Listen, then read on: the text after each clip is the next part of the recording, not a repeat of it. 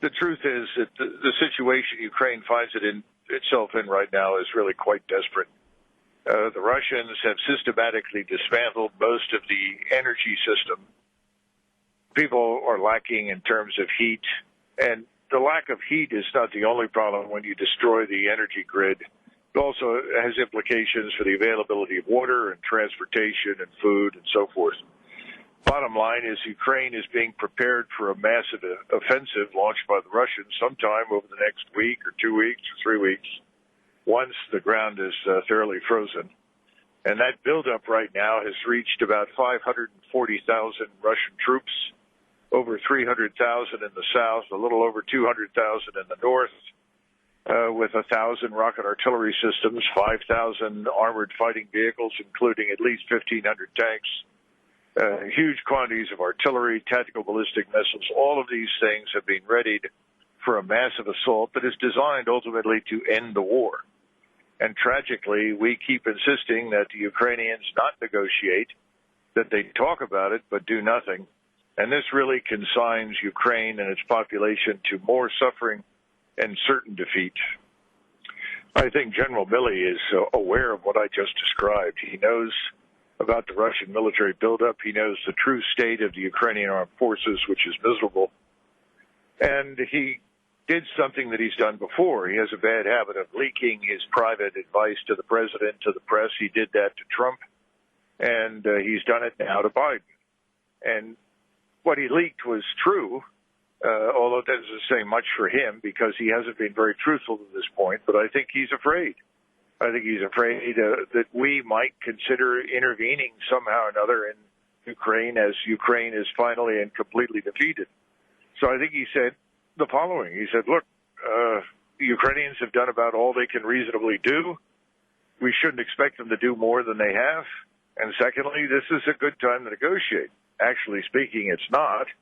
There are no more good times to negotiate because the Russians hold all of the cards and the Ukrainians hold nothing. The best the Ukrainians can hope for at this point is a ceasefire, and then they'll have to agree to cede large quantities of territory and end this war, because if they don't, they're going to be utterly and completely destroyed. And I think Billy knows that. So he leaked that to the New York Times because it was made clear to him by the president's advisors, the Secretary of State.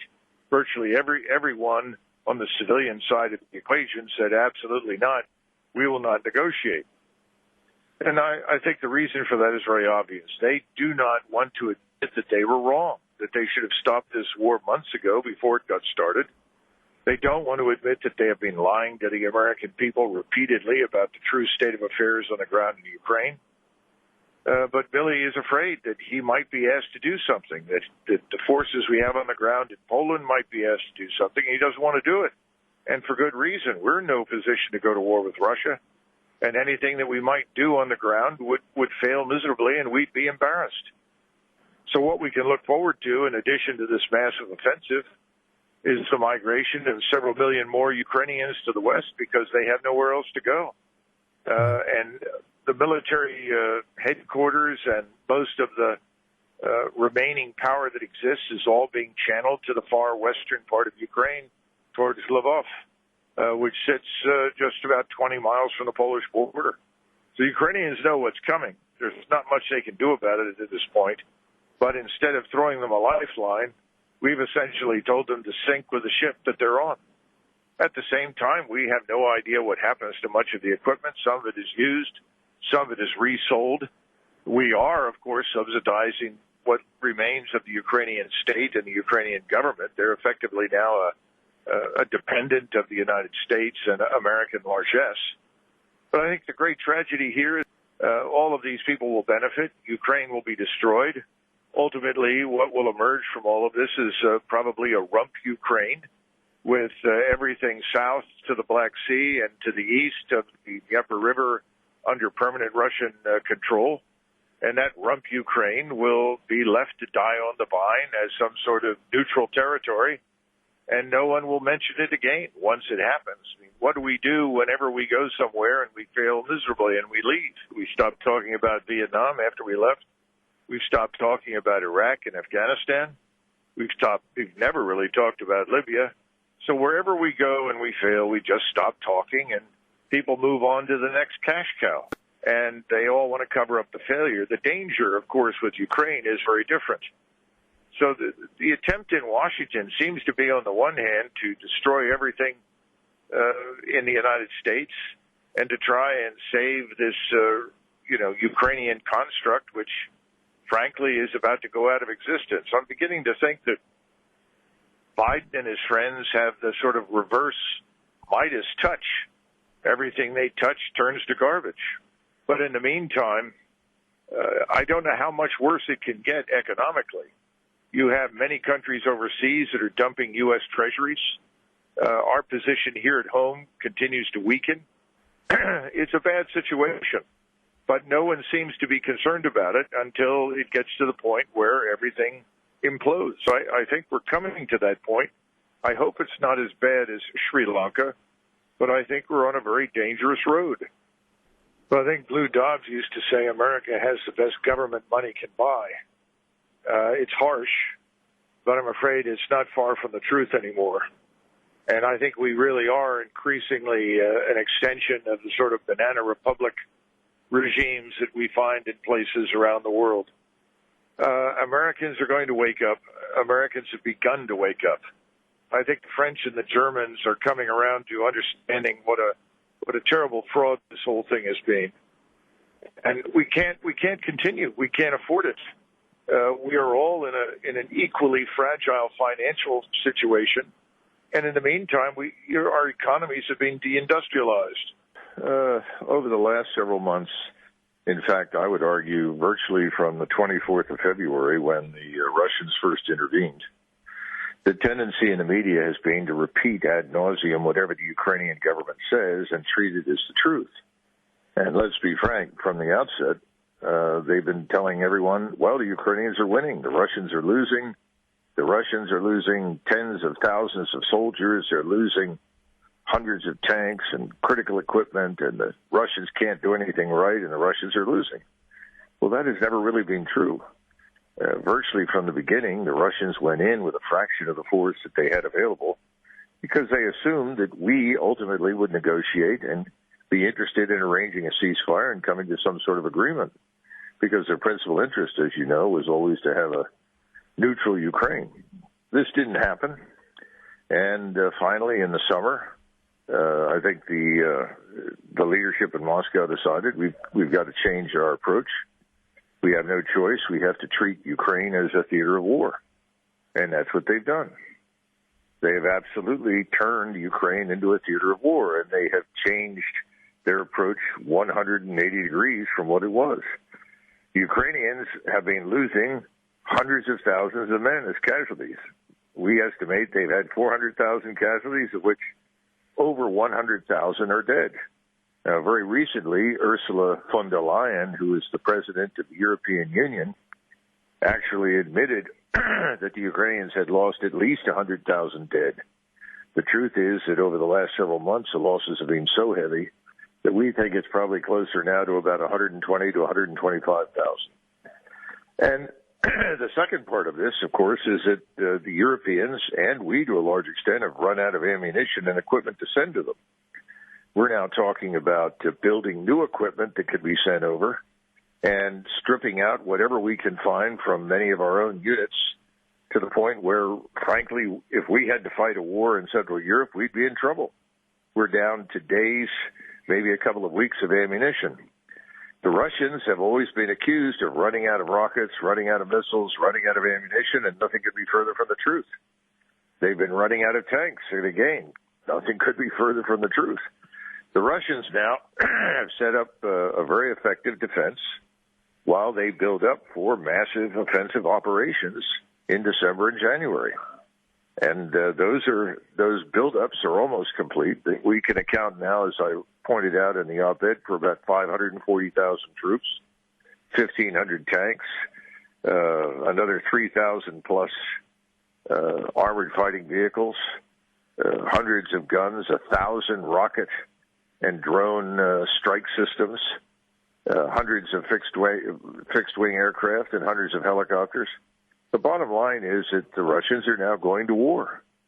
And the Ukrainians are, frankly, on the ropes. All of their sophisticated equipment, their rocket artillery systems, what few they have left, are operated now by Americans and British contractors. They don't have the trained personnel to do anything. So Ukraine is really in a lot of trouble, and that's why Zelensky is working very, very hard to convince everybody that we should give our last full measure for Ukraine. But it's not going to work, and Ukraine is going to be destroyed. And as we've seen from the new missile strikes, the energy grid is almost completely gone. Electricity is almost totally absent. Water, food, all the amenities that make life bearable are missing. And millions of Ukrainians are now leaving Ukraine because they cannot live where they are. We should really be interested in easing the burden on the Ukrainians. And that burden will not be eased by supplying more arms that the Russians will simply destroy or capture. It will be eased by negotiations in which the West has to concede territory to Russia and agree to a non-NATO status, in other words, a neutral status for Ukraine. Nobody wants to do that, so under the circumstances, Ukraine is doomed. Yeah, what's really depressing is that all of the things the Ukrainians have accused the Russians of doing are things the Ukrainians themselves have done. Ukrainian soldiers have actively posted video of Russian prisoners of war being executed. The Russians have not executed any prisoners of war. Quite the contrary. They've actually behaved remarkably well. And Putin has been absolutely insistent that they not kill civilians. The problem is that they were so careful in the past and so anxious to avoid damaged infrastructure that people thought they were weak. Well, that's now over. They are willing to accept collateral damage if they can destroy ammunition and storage points, fuel systems, and electricity. They will do that, and that's what's happening right now. And soon I think they'll move on to transportation infrastructure, bridges, roads, these kinds of things, to ensure that the Ukrainians cannot resupply themselves. And right now they're virtually at a standstill anyway. They have no diesel, they have no fuel. What fuel they have is going into generators to heat buildings and homes. So the real point is, if anybody cares about the Ukrainian people, if people want to see Ukraine as a nation state survive, we need to talk with the Russians, and no one seems to be willing to do that. General Milley's job is the senior advisor to the President of the United States. He has no authority to reach out to anybody. That's one of the problems that General Milley has. He seems to think he's got authority that he doesn't. What he did is that he leaked to the New York Times comments that he made to President Biden. Incidentally, he leaked information that he had shared with President Trump when he was in office. He seems to do that in the hopes that this will somehow or another elevate his position. It's the wrong thing to do, but in the course of leaking to the New York Times, apparently he leaked this information because just as President Trump had rejected his advice on one or two occasions, you have the same thing happening now with President Biden. And when he suggested that the Ukrainians had done all that they could reasonably expected to do, and this was probably the right time to negotiate, he was told, forget it, out of the question. We're not negotiating with the Russians. And he didn't like it, and so he decided to leak it. Well, within 24 hours, he was obviously reprimanded, and he went public and recanted everything that he had said and talked again about fighting until the last Ukrainian is dead, and we have shipped the last round of ammunition. Yeah. So, unfortunately, I think that's where we are. And when Biden or anybody else says, well, if the Russians want to end the war, we'll talk to them, what they're really saying is that if you capitulate, if you surrender to us on our terms, which is why I use the Carthaginian peace, then we'll talk to you. Well, that's absurd. You know, Russia is not going to surrender to the West. That's nonsense. On the contrary, if we push this, the war will simply escalate, and it will find its way into Europe and to the United States. And that's the last thing we want. We need to understand that what's happened is that the United States and British intelligence agencies have created a false narrative. And the media in both of those countries, as well as the media in Western Europe, have been given instructions to repeat this narrative ad nauseum. And all of you have heard it. The Russians are losing. The Russians can't win. The Russians are incompetent. NATO will be victorious. The Ukrainians will win, and on and on and on. This is a big lie. This has been a lie from day one. And we're going to see more civilian deaths because it's a war zone. And that war zone is not going to improve. It's going to become much more lethal. Instead of telling people the truth, which would obviously embarrass President Biden and all of his supporters on the Hill, as well as the current and previous British prime ministers and British Parliament, who all are posturing as moralizing globalists, the Russians aren't losing. They've lost comparatively few troops compared to the Ukrainians. Their exchange rate right now is about 1 Russian for every 8 Ukrainian dead. That's not a good exchange rate if you're going to argue that you're winning the war. That's an exchange rate for someone who is definitely losing. Well, this is also confirmation of something else that I've been saying and others who do not subscribe to this false narrative, and that is that Russia has not been harmed by sanctions. The people that have been harmed the most by sanctions are our allies in Europe and ourselves. I mean, stop and consider the plight of farmers in Europe and the United States and around the world who don't have access to fertilizer. The overwhelming majority of the fertilizer is supplied to the world by Russia and Belarus and to a lesser extent Ukraine. The same thing is true for wheat and a whole range of other products. The bottom line is that Russia has actually thrived. The Russian population as a whole, its standard of living is as good as it was when this began. And the Russians have adjusted, and they have found other markets for their fuel, for their energy, for their timber, for their minerals, for everything. So this whole thing from the beginning was a dumb idea because the underlying assumption was that we could somehow or another isolate Russia from the rest of the world. That's absurd. It was never possible. And the Russians clearly were not prepared for a major war, but now they are. And as a result, they're going to build forces in the future that are even more capable and more powerful than what we saw 30 or 40 years ago. And that's the cruelest aspect of this whole thing. The very thing that we said we were going to try to do, which was to weaken Russia by forcing it to fight in Ukraine at the expense of Ukraine, has failed. And what instead we are going to see is a much stronger and more capable Russia than existed at the beginning of this process. So there's not going to be any arrangement at this stage. And what instead is going to happen is the Russians are going to complete the task of annihilating the Ukrainian armed forces, and I suspect they will destroy this government. I'd be very surprised if the Ukrainian leadership survives the next 2 or 3 months. And the outcome is going to be defeat. Defeat for Ukraine, and we and our partners in Europe are going to look ridiculous. Now, there is one possibility, and that is that the Europeans, particularly the Germans, wake up to reality, figure out that they've been lied to about everything, and they suddenly say, that's it, we've had it, we're out. And when that happens, or if that happens, the whole thing collapses in the West. But right now, we're just on the path to certain defeat. And no one wants to admit that. And so the argument is, well, we won't be defeated. We'll just keep sending in more equipment, sending in more cash, try to find more mercenaries that'll go over there and man equipment and fight for the Ukrainians.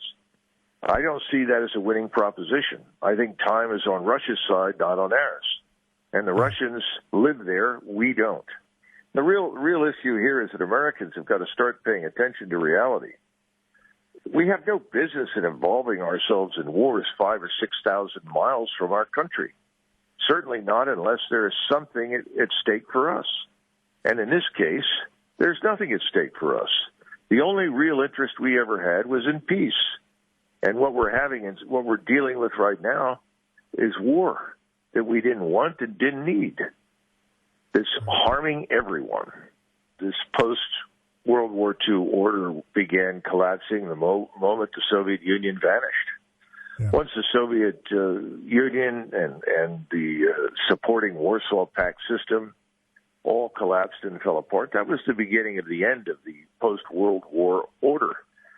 Now what's happened is that since we clung tenaciously to the past and refused to let anything go, we've been trying for the last 30 years to effectively freeze the international system in a way that we see as beneficial to us. Well, it may be beneficial to us in some ways, but it's not beneficial to the rest of the world. The Russians are simply the first ones to stand up and say, that's enough. No more. We're not prepared to be exploited by you financially. We're not prepared to turn our country over to you to be dismembered and destroyed. And we've watched what you've done in other countries. We're not going to let you do that to us. And by the way, the Chinese, the Indians, and dozens of other countries on the planet have reached the same conclusion, which is why when you look at this war, the only people that have been interested in supporting us at all are really our allies in Western Europe and some in Eastern Europe, but not everybody. And once you move out of Europe, you begin to see that the vast majority of countries are either disinterested or actively support Russia. And as things get worse in Ukraine and it becomes more and more obvious that Russia has achieved its aims and is victorious, we'll change the subject and try to divert everybody's attention into something else. We did that after Vietnam. We did that after Iraq. We did that after Afghanistan. Suddenly it's over. We walk away.